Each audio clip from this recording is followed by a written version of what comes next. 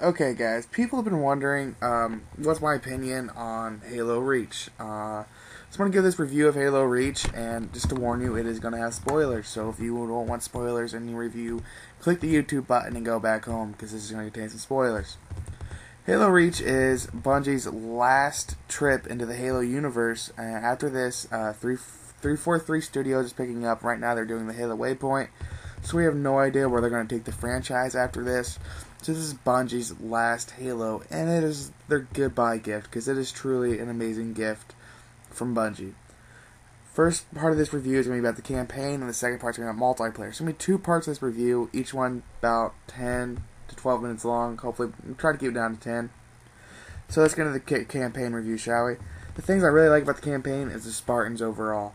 You are part of the Noble team, you are Noble 6, and first of all, whatever armor you unlock in multiplayer attached to your character is seen in the cutscenes for the campaign, which is really nice compared to like other games like Call of Duty. You don't see any of that, especially with the new Black Ops. I've seen they do the customization thing.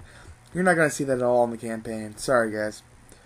Anyway, I love the fact that they do that continuity with the multiplayer and the campaign, which is just awesome, because I can have my guy looking so awesome compared to my friend's Spartan, and that's my guy in Noble 6. That's Noble 6 for me.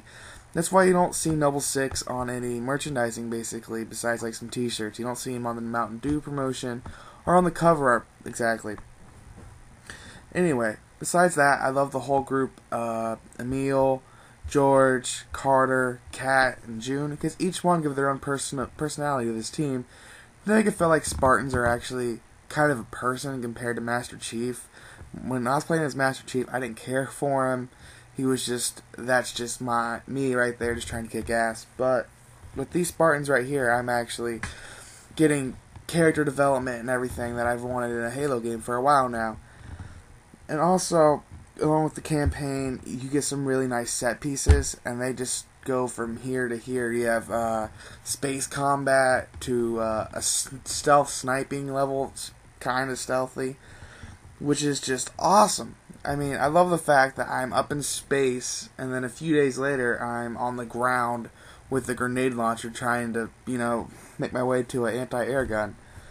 Awesome campaign, Bungie. Awesome. I can see myself playing this campaign over and over and over. On top of that, some other, little things about the campaign that are just really, really nice. There's no flood. God, how many times did I get sick of the flood from the first Halo and the second Halo, and even the third Halo was horrible. So I'm glad ODST and Reach, no flood. Thank God. And also, when you look back at the first three Halos, minus ODST, I'm not including that in much of this review because I really love ODST.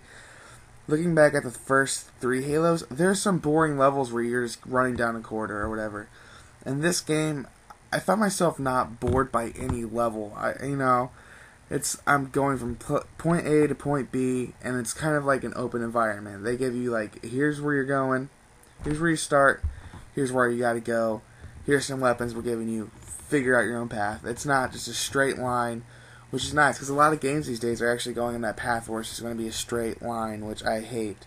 I love that Halo Reach actually just gave me this semi-open world where I can just go, roam, and get to my own place.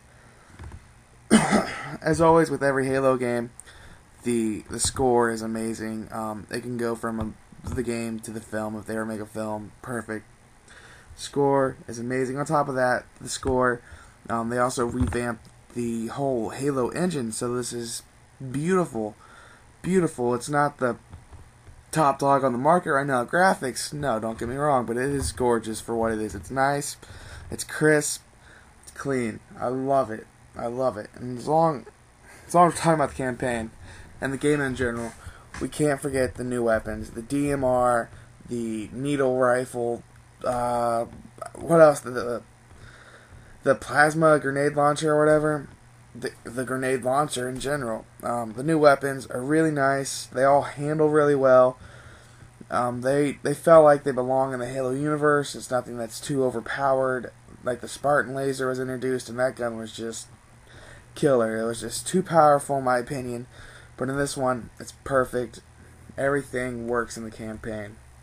Now let's get into my dislikes about the campaign. As much as I love the campaign, there is going to be some dislikes. For starters, the frame rate, it will drop a little bit.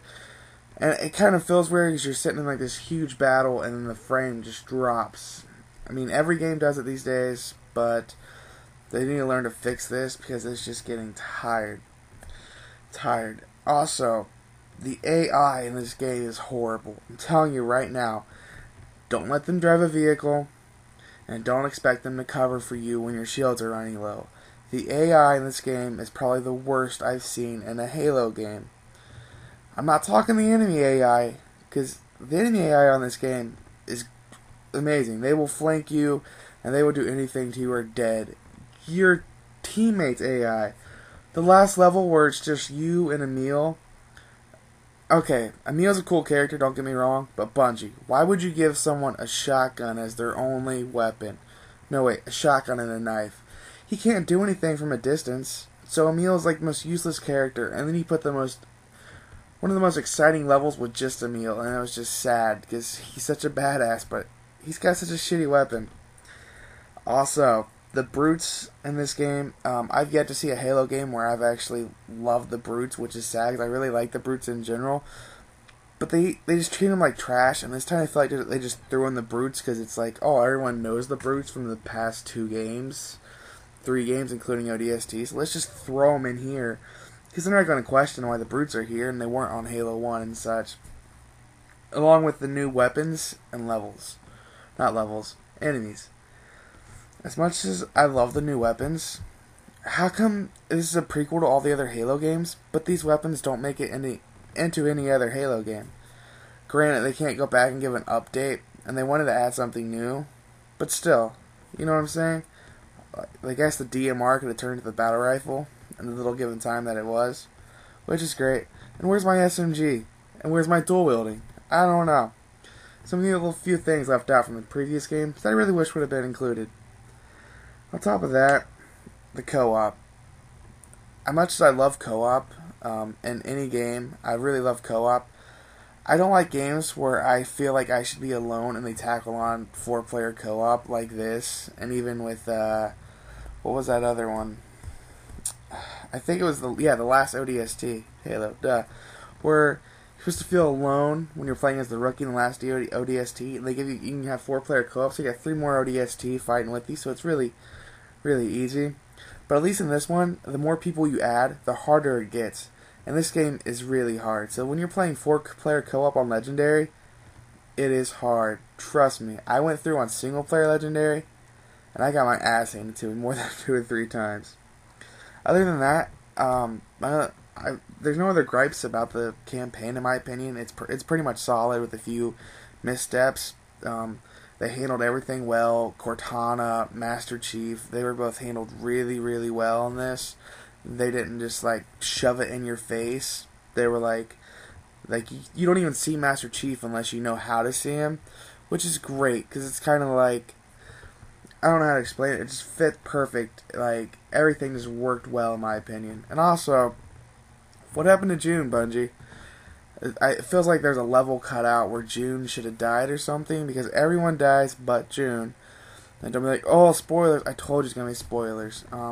That's about it for the campaign. And I gotta say, one of the best after the credits ever, movie, video game, anything.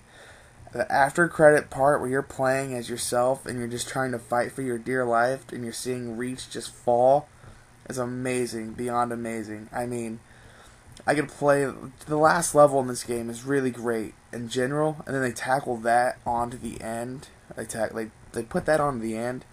Really, just makes it great in my opinion. This is it for my part 1 review. Check out part 2 for all my multiplayer, what I like, what I don't like, and just my overall rating of the game for the multiplayer and campaign together. But right now, the campaign is a solid 8 out of 10. 9 out of 10.